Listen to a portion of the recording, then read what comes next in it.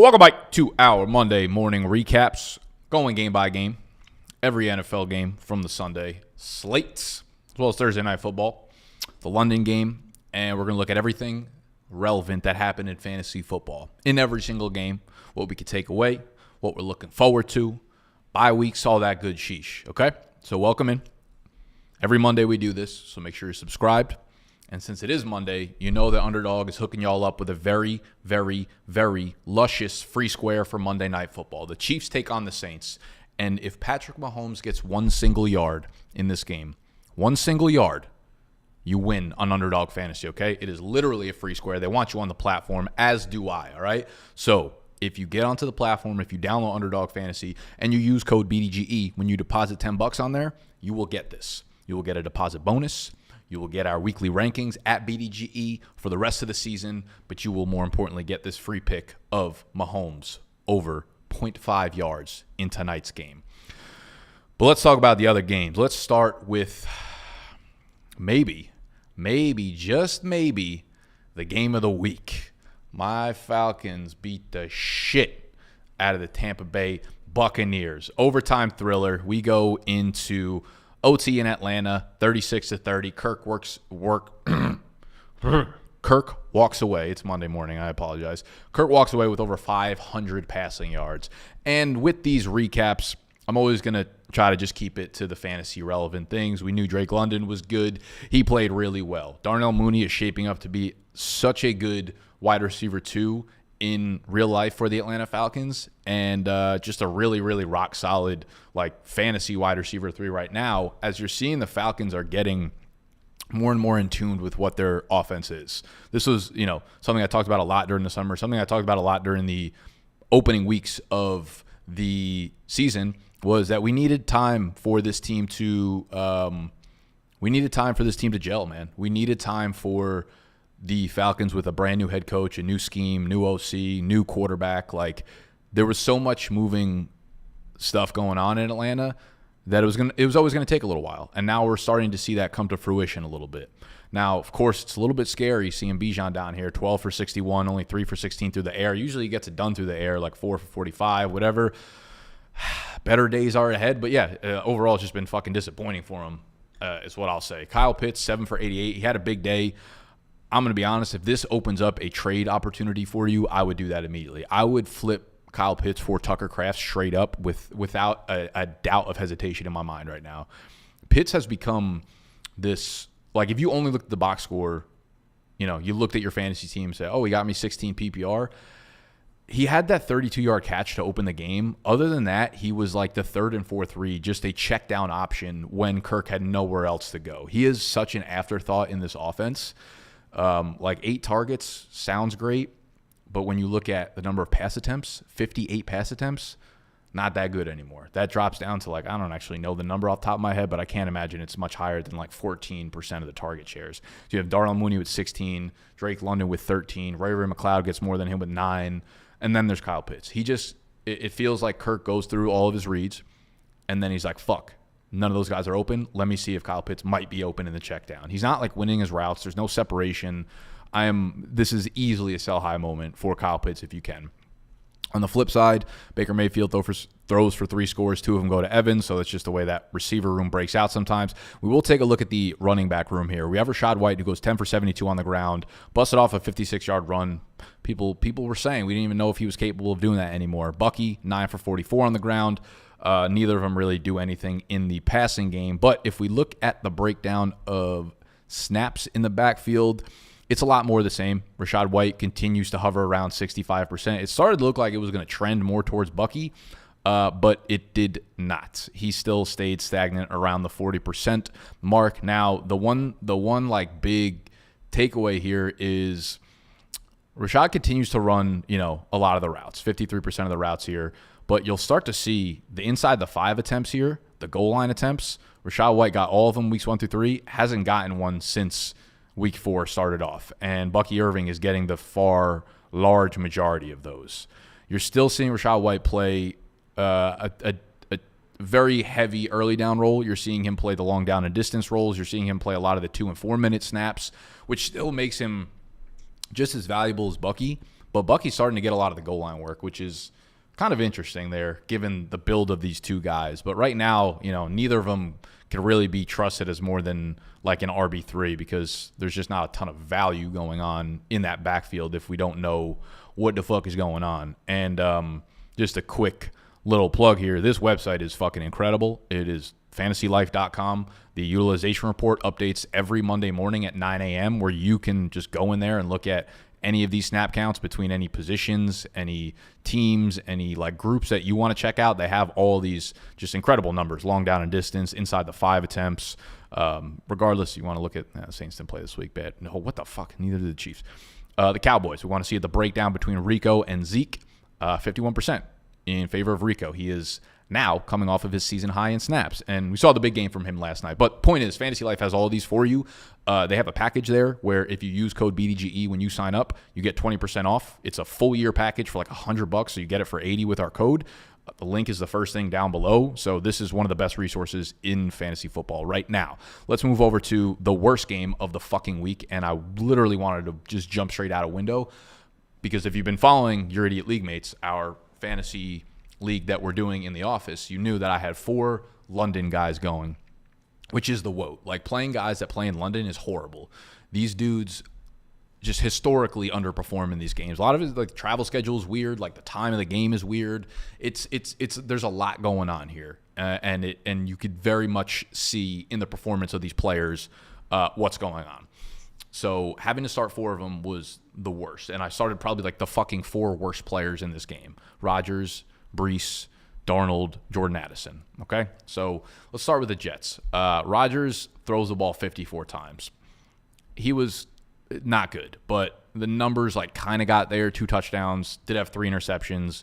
He was getting absolutely mauled in the backfield. He ended up like getting kind of hurt at the end of the game. Apparently it's a low ankle sprain. There's some concern from some Twitter doctors about an MCL sprain, but apparently he should be good to go, whatever that means. This offense is horrendous, and this was one of the reasons why I wanted to move off of Breece Hall. Now, I tweeted this out. I had a trade offer on the table last week that I didn't go through with because I was afraid of Anthony Richardson's injury. And I was kind of right on that because Richardson didn't end up playing this week. But I put out this trade offer, right? I was getting Jacobs and Anthony Richardson. I was giving up Goff and Breece Hall. And if you look at all of these replies, all of these cones who would rather win a trade than win a fantasy matchup, every single one of them was like, nah, the Breece side. The Breece side was a fleece, absolute fleece by Goff and Breece side. Those responses, I knew I was fucking right. I should have just pulled the goddamn trigger on this trade, but I was scared of Anthony Richardson. Yeah,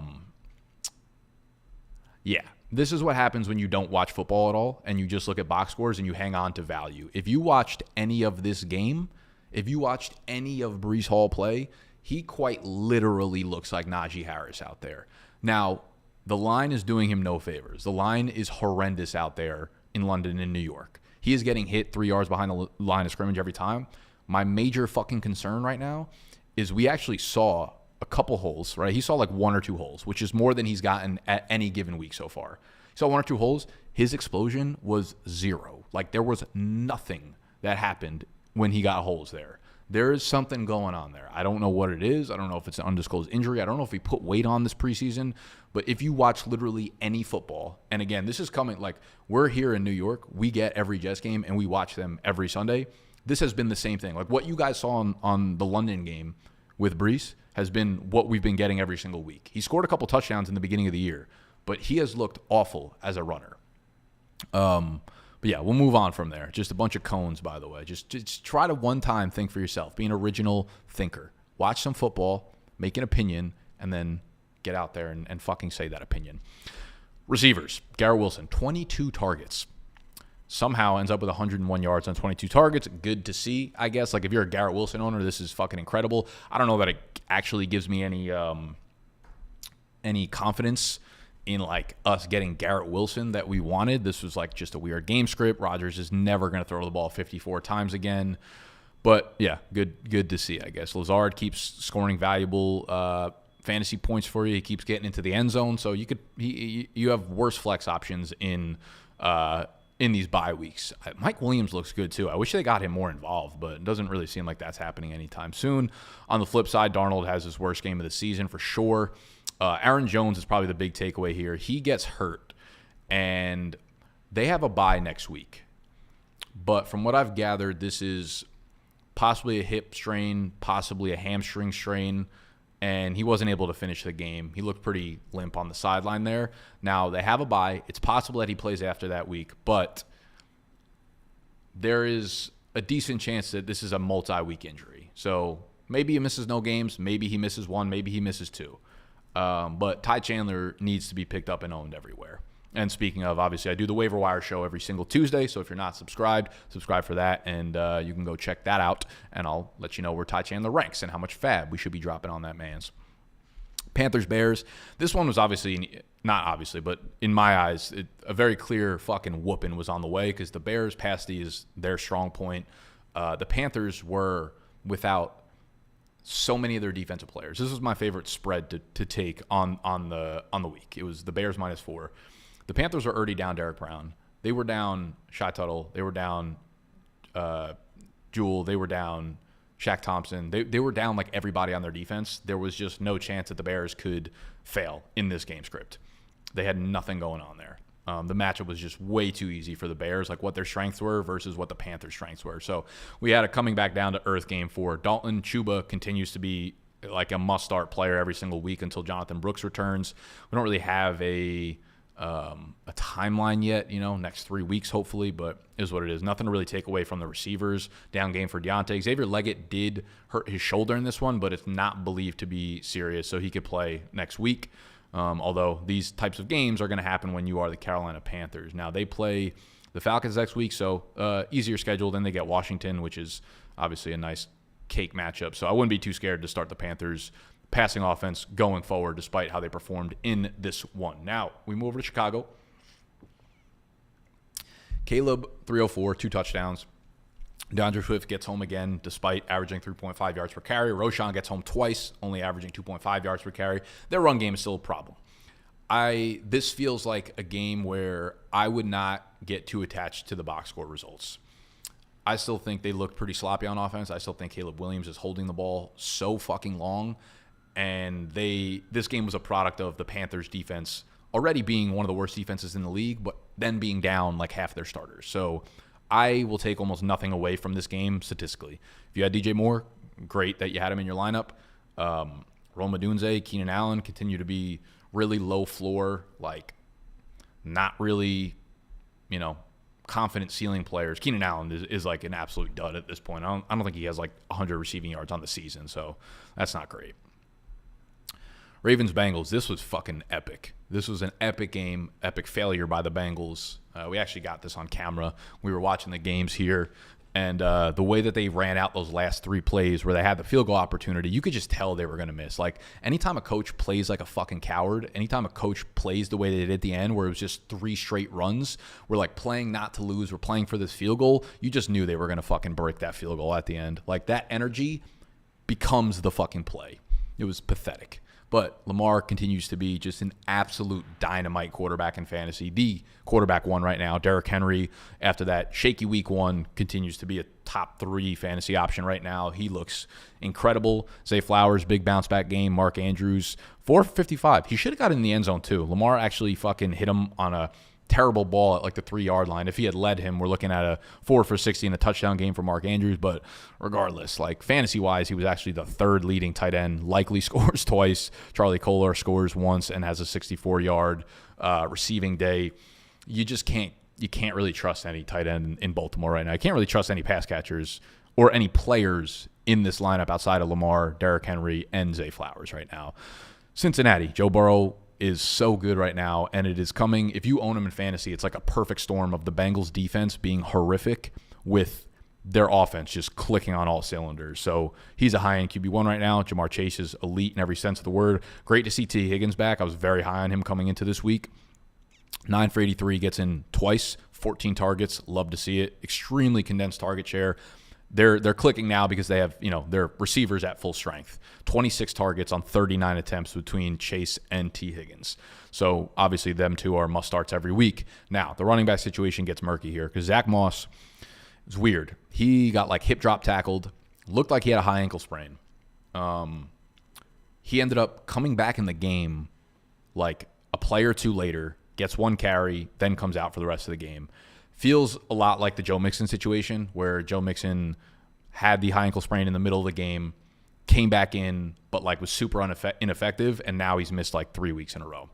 So unless he got really lucky, it's possible, maybe they missed it. From most things I've read, the video looks like it's a high ankle sprain. So if you're a Moss owner, I would it's kind of a big hit. He's been kind of shitty, like overall, like he's not really like doing much, but he always gets there at the end of the day. He's been like a 15, 16, 17 point PPR guy because he catches, 5 for 40 and then gets a goal line score. He's been good. So I would probably expect him to miss a couple weeks, which means Chase Brown is going to shoot up rankings. He looks so much more explosive. I don't know that he's a better back. I don't know that they're going to use him in the full capacity of like just combining these two running backs. But if these two consolidate, that leaves an RB1 in your lineup because them two together, like they don't put up like big numbers. But when you start to add them all together, 21 carries for 70 yards. And then the receiving game, they get an underrated number of targets where Zach Moss catches like 3 to 5 balls every week. So does Chase Brown, 2 to 3. Now you're combining these two, you're getting like 5 to 6 catches a game and possibly scoring a touchdown in one way or another. I think you're going to get a floor play of like 15 out of Chase Brown in PPR leagues just because the consolidation is so valuable in this high-scoring offense right now. Moving on to the Dolphins and the Patriots. I don't know what to take away from here. This is disgusting. Devon Achane suffered a concussion early on. They have a bye in week 6, so he'll probably be back in week 7. And then signs are pointing towards Tua coming back in week 8, which is huge for anyone that owns Miami Dolphins players. However, symptoms with concussions can come back at any time. Like if anything happens concussion-wise or symptom-wise from now through week 8, it's probably a huge pushback for another few weeks. So it's not set in stone by any means, but feels like the vibes have been positive out of Miami as it relates to Tua for the time being. Now with Devon Achane out, we can look at the snap counts between the Miami running backs. And Jalen Wright played well, looked explosive. Raheem Mostert, though, I think he was supposed to play a diminished role pretty much, but he was kind of forced into a bigger role, and he just makes this offense run a little bit smoother. Like they're able to run downhill with Raheem Mostert, and I do think he'll be the starter over Jalen Wright in week 7 if Devon Achane misses time. However, 1 week concussion, 2 weeks. Devon Achane will probably be back, but probably worth noting just to see what these splits were like. Raheem Mostert, 55%.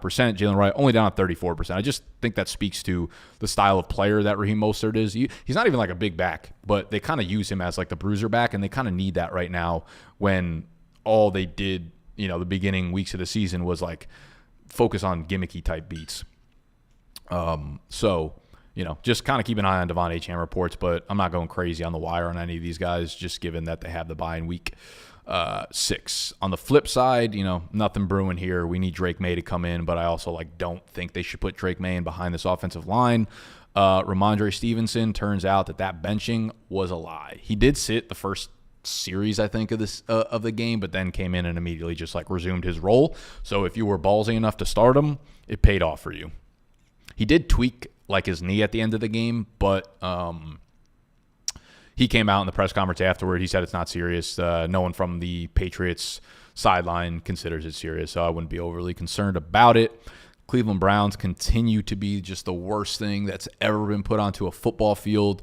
You just can't trust anyone in this offense whatsoever. I would continue rolling out Amari Cooper, as a wide receiver 3, just because the target numbers are insane. And again, there's been a few callbacks. Last week we had the 80-yard touchdown callback, and we're looking at him in a much different light if he catches that, or if the holding call doesn't happen, which was a ridiculous holding call to begin with. So again, I think Cooper kind of is what he is at this point. You have a very talented high target receiver attached to a shitty offense and shitty quarterback who got sacked another fucking 7 times in this game, took 11 quarterback hits. I don't know how he's still standing upright, to be honest with you. On the flip side, Jaden Daniels kind of balls out again, 9.5 yards per attempt, 238, 1 touchdown, 1 interception. Also gets it done on the ground, 82 yards.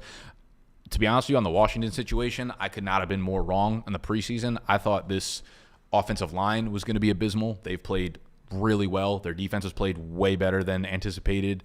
And Jaden's just making plays. Now, Jaden coming out, I had no problem with him as a prospect. Thought he was a very good prospect. Long ball was like beautiful. His touch was great. I just didn't think Cliff was really going to let him unleash it, and we didn't see it in the beginning of the year. And now we're starting to see it a little bit more. I still think there are some questions to be answered in terms of like playing against good defenses.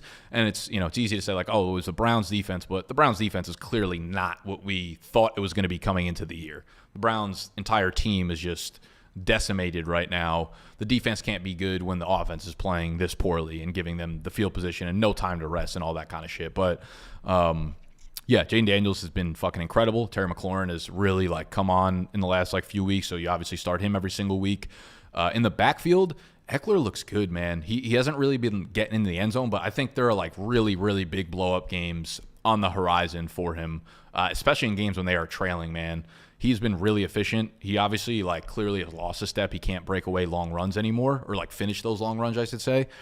He keeps getting tackled from behind, but like in terms of his vision and contact balance, he's looked as good as he's ever looked. He just doesn't have that long speed anymore. So Eckler's a dude that I'd be comfortable trotting out pretty much every single week in my flex, especially during these bye weeks. Brian Robinson was like kind of supposed to miss this game, ends up getting 2 goal line scores. Not like a great game. He obviously has as many carries as Jeremy McNichols. They didn't really need him though because they fucking absolutely beat the shit out of the Browns. But still good to see him out there and get another 2 touchdowns. He's got to be leading the league in goal line scores, I think, right? Or just running back carries or running back touchdowns. Let's see. Nope, we got Derrick Henry at 6, Kyron at 6, Kamara at 5, and Brian Robinson at 5. Okay. I was wrong. Jags, Colts. This one makes me sick because I didn't start Joe Flacco when I should have. I like literally tried to put him in my lineup before the London game, and it was 9:32, and I checked my fucking app, and the games had locked, and I wanted to but Flacco gets it there statistically. I don't think he looked fantastic, to be honest with you, until kind of like the last quarter. As you could see, there was fucking 41 points put up in the final quarter of this game. Jags take it down 37-34 to get their first win. Flacco 359 and 3 touchdowns through the air. Now, one of the questions coming in was like, what happens with the backfield split with Jonathan Taylor out? I was kind of hesitant to suggest Trey Sermon. I didn't think he would catch this many passes. He catches 6 balls for 25 yards. I guess with Joe Flacco in, we have to remember just the sheer number of checkdowns that this man throws when he is at quarterback. Like, if you remember in the Jets days, like Breece Hall and Michael Carter were catching like 7 passes each per game. When you look at the splits between the actual backfield itself, we had 58% in favor of Trey Sermon, 42% for Tyler Goodson. Obviously, the rush attempts went in favor of Trey Sermon. When we talk about the routes, though, they did go in favor of Tyler Goodson, who ran 44%, as opposed to Trey Sermon's 34%. Trey Sermon was the goal line back. He was the short down and distance back, and they split long down and distance snaps. So it was a little bit close to 50-50. Obviously, the role favored Trey Sermon getting the goal line stuff. So he did end up getting, if you started him in a PPR league, you're obviously happy because he caught 6 balls, got the goal line score. Didn't look great, but it is what it is at that point. We'll see if Anthony Richardson returns next week. I would assume that he does, but as it relates to the receivers, man, Josh Downs is like a must start when Joe Flacco is under center. Michael Pittman does get home because he scores a touchdown, 5 for 37 and a touchdown. Alec Pierce, 3 for 134 and a touchdown, does his best week 1 impression. I mean, you could do worse than Pierce, I guess, in like a flex on these bye weeks. If you think about it, he's like, there's only one difference between Pierce and Tank Dell right now. It's that Pierce is actually fucking producing. Flip side, go to Jacksonville. T. Law, 371, 2 touchdowns. Receivers, Christian Kirk, 4 for 88. Didn't start well, but finished well. Ended up kind of getting home for you. Gabe Davis left with a shoulder injury, I believe, so we'll have to kind of monitor if that's serious. Not that he's making an impact, but it would open up more targets probably for Brian Thomas, who's been an absolute fucking stud this year. Another 5 for 122 in a touchdown game. Had an 85-yard touchdown. Brian Thomas now leads all rookie wide receivers. Obviously, Malik missed this week's game with a concussion, but still impressive. Brian Thomas leads all rookie wide receivers in receiving yards right now. Okay, so he has been just a godsend, even though Jacksonville is 1-4. What might be more interesting is obviously the Tank Bigsby breakout. 13 for 101 and 2 touchdowns on the ground. Dude busts out for a 65-yard touchdown run. ETN is the pass-catching back here for the most part. Catches 6 balls, I should say, on 7 targets for 43 yards. But ETN can't get a fucking thing going on the ground. It literally looks like Tank Bigsby like space jammed Travis Etienne's powers. Now, if we look at the snap counts, this was the week in which we finally had a little flippening here where the Tank Bigsby snaps actually topped Travis Etienne's 40% to 39%, 57% of the rushes compared to 26%. Did run fewer routes because that's just the style of player they are. But he got the goal line carries. He got the short down and distance carries. Like Tank was that dude yesterday. And I saw a thread on Twitter that I think I bookmarked. Yeah, from John Shipley, who is a beat reporter for the Jacksonville Jaguars team. Let me see where it was. Did a breakdown. He said Tank Bigsby ranks number 1 in the NFL in rushing yards over expectation per attempt at plus 4.2. Number 2 is Derrick Henry. Bigsby also leads the NFL in yards after contact per attempt at 7.1. Obviously, that's going to be a little bit inflated by some like big breakaway runs, but he's doing it damn near weekly now. Only 2 players in the NFL have hit 20 miles per hour on 3 different runs. Tank Bigsby and Jaden Daniels. Bigsby is also tied with Jahmyr Gibbs for leading the NFL in EPA per attempt. He's become a star. So this was the Tank that they thought they drafted last year. Still tough to like really get a read on when you could start him and when you can't start him. He is in the discussion with Travis Etienne as like RB3 flex players week in and week out. I think both of them are probably going to get 10 to 12 touches per week. Who gets the touchdown? Who knows? ETN probably has the pass catching work, for the remainder of the season. So Tank looks better. Is there a world where he completely takes the backfield? I don't know, man. I don't feel like they're going to completely go away from ETN ever. I think this might be a little bit of a messy situation, but Jacksonville's defense is so bad that they're forced to like move the ball at a high tempo, run a lot of plays, and just get a lot of guys involved to the point where like maybe both of them are usable. Let's keep going. We got Texans and the Bills. Josh Allen played his worst game of the season by far, and we're seeing the effects of not having real receivers out here in Buffalo. They had no Khalil Shakir in this game. Keon Coleman ended up scoring on a 49-yard catch and run, but that was his only catch, and it wasn't a good game outside of that. So there was nothing going on in the Bills receiver room. I really wonder if they trade for a veteran. This feels like a team that needs a veteran in this receiving group that can actually make some fucking plays. Whether it's D-Hop or they need some sort of juice out here in Buffalo when things are not going well for them. They don't really have a receiver they could turn to and like feel good about. James Cook is continuing to be great, but you need to be able to play from behind.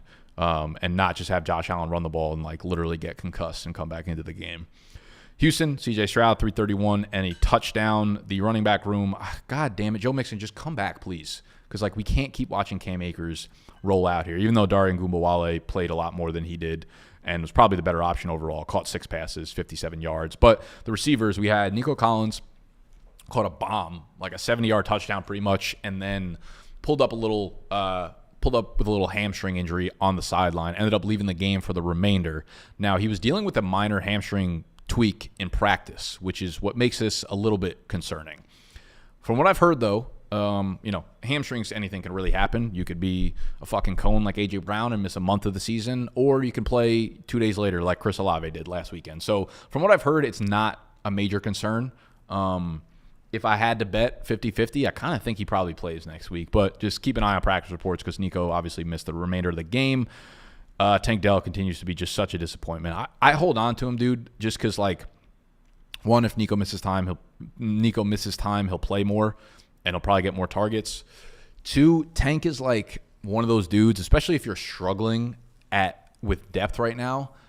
He's one of those dudes where you put him into your flex during these bye weeks. Like, you don't want to start him, but if you have to, you might catch him on that big game. Like, you know that a big game or two they're coming somewhere at some point.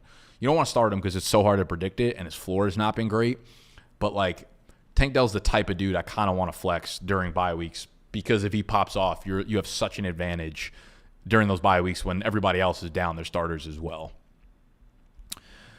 The Raiders-Broncos, the Raiders benched Minshew in favor of Aiden O'Connell. I can guarantee you Aiden O'Connell is not the answer there. Like, Minshew's been terrible, but, like, Aiden O'Connell is far inferior to pretty much anybody that any team is rolling out. Like, I'd literally rather have Deshaun Watson playing than Aiden O'Connell right now, but we'll see if they make a quarterback change. In the backfield, kind of a disappointing day for Alexander Mattison, considering Zamir White did not play. Amir Abdullah ended up breaking off a 40-yard run, had a touchdown. But, yeah, you can't – there's no one to start here in this game outside of Brock Bowers, who looks incredible still. Jacoby Myers, 6 for 72, so he gets home. Disappointing day for Trey Tucker after he was a pretty popular pickup. The Raiders play the Steelers next week, so not a great matchup. I don't know that I have confidence in playing really anyone outside of Brock Bowers. On the flip side, we've got Bo Nix playing a pretty good game, 2 touchdowns through the air, another touchdown. He's on pace, I heard somewhere this morning. He's on pace to have 10 rushing touchdowns this year. It's fucking crazy. Javonte, 13 for 61. Also catches 5 passes for 50 yards, so he gets home, relatively speaking, via PPR, but there's really no one else to trust in this offense as it's been for the entirety of the year. Cardinals, San Fran. Cardinals somehow win this game. No idea how they pulled it off, but probably because their playmakers made plays. You have Kyler, 195 and a touchdown through the air, 7 for 83 and a touchdown on the ground, including that Babe Ruth-type beat. So he broke through the line immediately, 50-yard run. James Conner, 19 for 86, 2 for 14 through the air. So 100 yards from scrimmage, but touchdownless, so doesn't feel that great. Marvin Harrison held in check, 2 for 36. Got the targets, but didn't produce necessarily. There's still something a little bit off about this passing game, as you could tell. On the flip side, Ayuk had his breakout game. 8 for 147 on 12 targets. Good to see. Kittle had a monster game. 12 targets, 8 for 64 and a touchdown. This is just the San Fran offense. You know, you just don't really know who's going to get what. Jordan Mason, 14 for 89. Relatively disappointing considering what C-Mac did last year to this fucking team. C-Mac had 2 games of over 40 PPR fantasy points against the Cardinals last year. So while Mason ran the ball well, like obviously 6.4 yards per carry, and started to just like rip off chunk plays, you know, him not getting in the end zone, him not really catching many balls, like obviously a disappointing performance. You could see how much, you know, you're seeing all the Twitter threads now about how much the San Fran team is missing C-Mac in the backfield, in the red zone. And it's obviously true. He's so versatile and you could use him in so many different ways that I don't know that you could use with Jordan Mason. So from what I've heard, like, what are we doing with C-Mac? I can't really tell you anything different than the reports that we're all hearing, right? Like, he went to Germany, everyone freaked out, but then you learn that the procedure that he got wasn't legal here, so it was actually probably a good thing he went to Germany because that will help speed up the process. And then we heard he's dealing with Achilles tendonitis and both Achilles, and we're like, fuck, now we put him, it's bad again. It's all good, then it's bad again. You know, it's like just fucking back and forth. This is the type of game that they can't lose, though. Like now, when they're starting to lose these games and the offense looks a little bit broken like this, and you could tell that C-Mac's being missed, you have to win these games to give an extra week of like a week or two, and another week and another week and another week of padding for C-Mac to get healthy. I do wonder if games like this start to make their decision-making process a little bit different for C-Mac. Do they rush him back a little bit quicker than they normally would have? So Debo, really bad game, but honestly, I'm not concerned. His better days are ahead. Packers-Rams. Jordan Love still feels less than 100%. 224, 2 touchdowns through the air.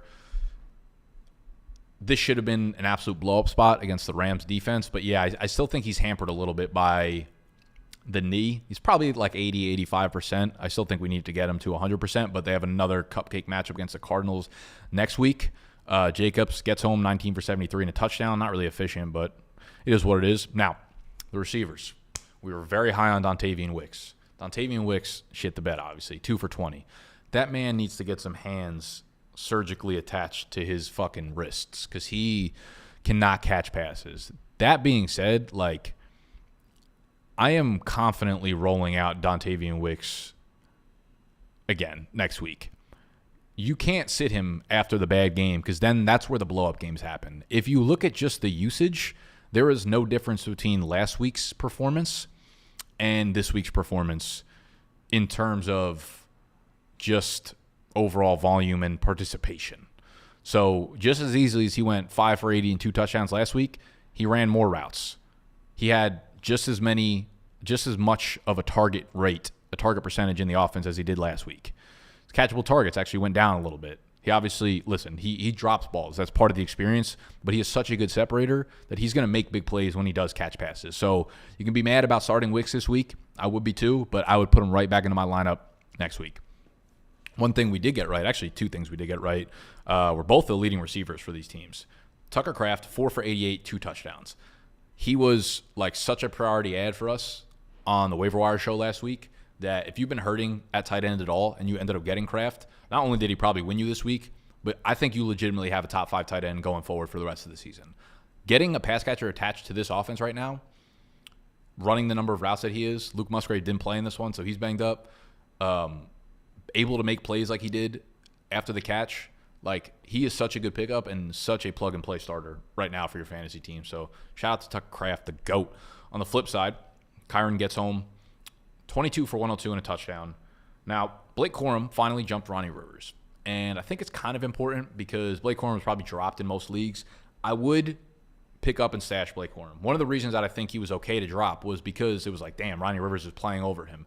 If Blake Corum is back here as the RB2 again, this line has been banged up for the first month of the season. They will eventually start getting their pieces back, be at full strength, get cut back.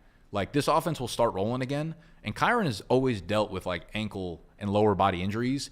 If he ends up, tweaking an ankle, a high ankle sprain in like week 8 or 9, Blake Corum becomes such a valuable waiver wire ad while this team is back to hopefully full strength.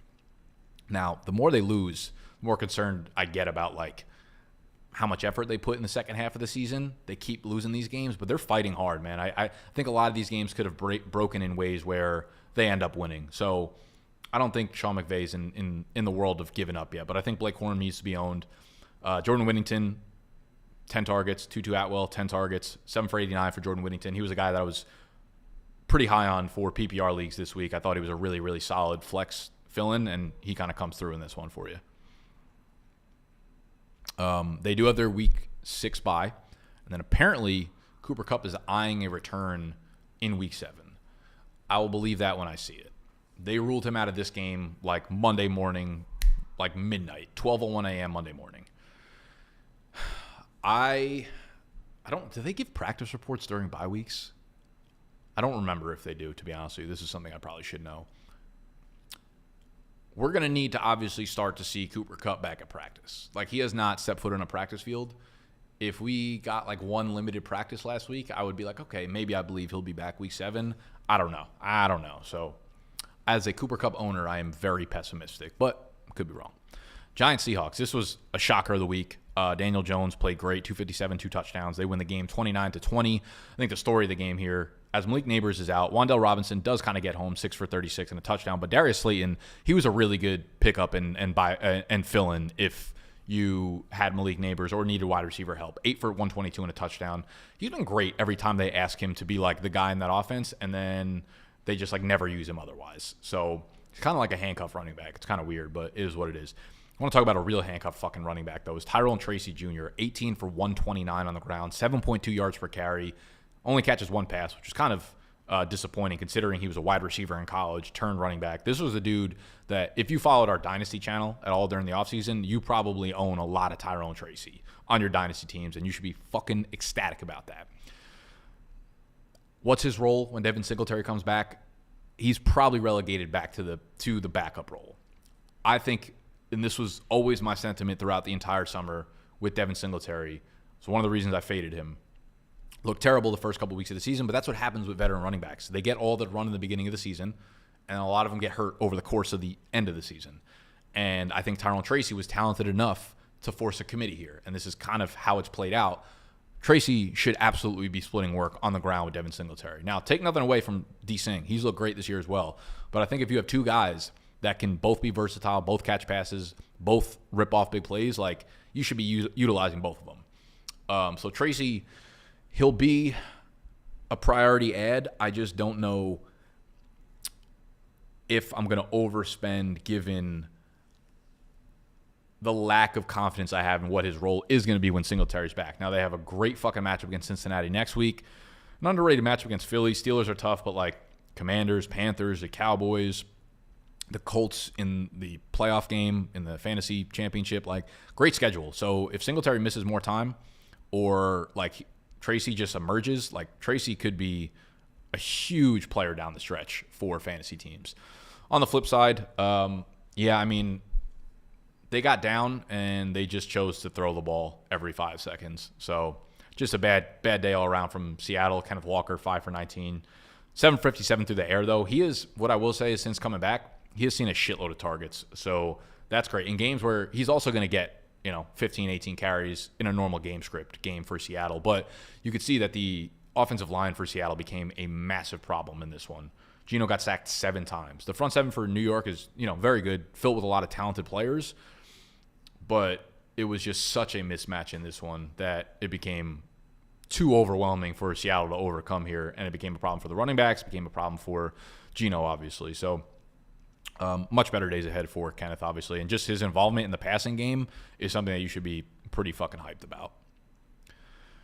And the Sunday Night Football game, which didn't start till like fucking 10 p.m. Eastern time. Fuck you, West Coast motherfuckers. I feel like Biggie, the opposite of Tupac right now. Fuck you, you fat motherfuckers out there on the West Coast getting to watch this game at 6 p.m. even after a time delay. Nonsense. Absolute and fucking nonsense. The only real takeaways here from the Dallas side, Rico Dowdle has clearly stepped in as the running back one here. 20 for 87 on the ground. Also scored a touchdown through the air for the second consecutive week, 2 for 27. So he goes over a $115 total and a touchdown. So he is starting to become an every week flex / low end RB2 right now as the clear workhorse here. And then Jalen Tolbert, man, with Brandon Cook's sideline for probably multiple weeks, Tolbert stepped up and continued his like pretty good underrated season right now. He looks like a legit, wide receiver 2 in this offense. I don't mean fantasy. He's probably more of like still a bye week fill-in, but 7 for 87, touchdown, led the team with 10 targets. Clear that him and Prescott are developing real chemistry after all the positive reports that we heard about that chemistry during the summer. And Tolbert is definitely a pickup and stash for the time being, and I think you could probably play him if you need to play someone during bye weeks. Now, the Steelers. Fields had a comeback down to earth game, which I felt like was like the hype on Fields felt like it got way too high. Like he had 3 average games, then had 1 big game, and then everyone's like, yep, this is what he is now for sure, no doubt about it. And then, he scores 2 touchdowns through the air, but 4.9 yards per attempt, only runs for 27 yards, whatever fantasy day. Najee Harris had all the work in the backfield and, of course, disappoints once again, 14 for 42, 2 for 35 through the air. Nothing really to take away from anything here, just a disappointing day for George Pickens. Thought he was really going to kind of get home against this Dallas defense. Unfortunately, did not. 3 for 26. Now, in terms of the bye weeks for the upcoming week, we have, I want to say 4 teams. Yep. We got the Chiefs, the Rams, the Dolphins, and the Vikings. So, in terms of injured players, we have a hopeful return from Cooper Kupp after their bye. Don't know if I believe it. We have a hopeful return for Devon Achane from the concussion after their bye. We have a hopeful but possibly unlikely return from Aaron Jones after the bye. So you got some lucky breaks if you have, Aaron Jones, Devon Achane in terms of the timing of their injuries, but we'll have to see. But those are the teams on the bye next week. Obviously, a lot of firepower through the offensive output there. And I think that is all the games for this week. So I will leave you again with, if you want these numbers, this data at your fingertips, fantasylife.com. You can use code BDGE when you check out. It's going to be a 20% discount. It's only $100 for the entire year. You'll have it through week 5 of next year for $80. Like literally the best investment you can pretty much make in terms of a product. And if you want to talk about investments, this right here, no fucking brainer. Mahomes, half a passing yard for tonight. okay? He's literally got to complete one pass the line of scrimmage. I think he can do it. He's pretty good. He's been pretty bad for fantasy, but I think he can get past the line of scrimmage for y'all this week, all right? So if you download the Underdog Fantasy app, also linked very high up in the description down there, use code BDGE when you deposit $10 or more. You're going to get a deposit bonus. You're going to get this free square on the app for you, and they're going to continue hitting you and peppering you with free squares throughout like normal games anyways. So shout out to Underdog. Shout out to this free square. Shout out to Fantasy Life. Shout out to you. Smoochies. We out here.